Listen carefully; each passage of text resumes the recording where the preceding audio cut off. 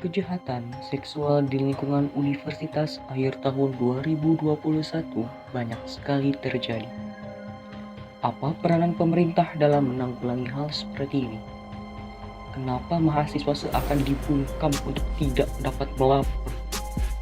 Seperti yang kita tahu bahwa pihak kampus cenderung tidak transparan bila ada mahasiswi yang melapor sebagai korban kekerasan seksual dalam lingkungan kampus. Mengapa hal seperti itu perlu ditutup-tutupi hanya untuk menjaga image sebuah kampus? Seharusnya kampus menjadi pendorong terdepan, pelopor yang membantu dan mengayomi mahasiswi yang menjadi korban pelecehan dalam lingkungan kampus. Lalu, apa peran pemerintah dalam menanggulangi kasus pelecehan seksual ini? Apakah pemerintah telah membuat sebuah solusi atau langkah dalam menanggulangi kasus pelecehan seksual yang marak terjadi di beberapa kampus pada saat ini? Sejauh ini, pemerintah Indonesia selain membuat Permendikbudristek nomor 30 tahun 2021, pemerintah pusat juga membuat sebuah tim investigasi guna menyelidiki kasus dugaan pelecehan seksual yang terjadi di lingkungan kampus, baik itu dilakukan oleh dosen maupun petinggi kampus. Selain itu, tim investigasi ini menjadi sebuah wadah bagi mahasiswi untuk melapor secara terang-terangan tentang apa yang terjadi pada dirinya selaku korban dugaan pelecehan seksual.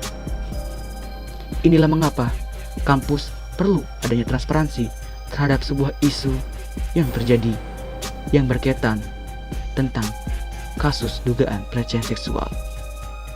Dengan demikian, pihak kepolisian dapat segera mengusut tuntas kasus pelecehan seksual di lingkungan kampus. Lalu, apakah tim investigasi itu benar-benar merealisasikan? Siapa yang terlibat di dalamnya? Jangan-jangan yang terlibat di dalamnya merupakan bagian dari pelaku pelecehan seksual. Memang tidak ada yang tahu terkait. Namun, perlu kita ketahui bahwa kewaspadaan terkait pelecehan seksual itu berawal dari pemahaman kita dalam mencegah dan mengetahui ciri-ciri dari pelaku pelecehan seksual. Dengan demikian, kita akan terhindar sebagai korban juga dan dapat melaporkan pelaku ke pihak kampus untuk dapat ditindaklanjuti. Itulah mengapa pelecehan seksual di lingkungan kampus perlu kita lawan. Dengan berbagai solusi bila ada, serta kesadaran kita juga dapat membuat pelaku jera atau ketakutan bila mana dia akan melakukan kejahatan seksual di lingkungan kampus. Atau pelaku dapat memahami sanksi yang dia akan terima bila melakukan hal tersebut. Hal seperti ini telah melanggar kehidupan sila yang kedua tentang kemanusiaan yang adil dan beradab, di mana selayaknya kita sebagai manusia harus belajar terhadap adab yang berkaitan dengan sila nomor 1, yaitu ketuhanan yang Maha Esa.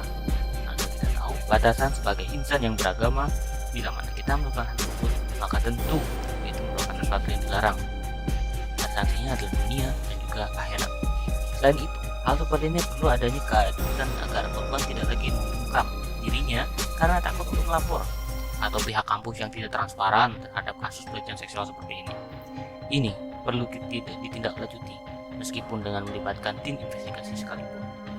Baik, jadi itulah narasi dari kelompok kami mengenai kasus pelecehan seksual di lingkungan kampus. Terima kasih kepada teman-teman telah menyimak narasi kami.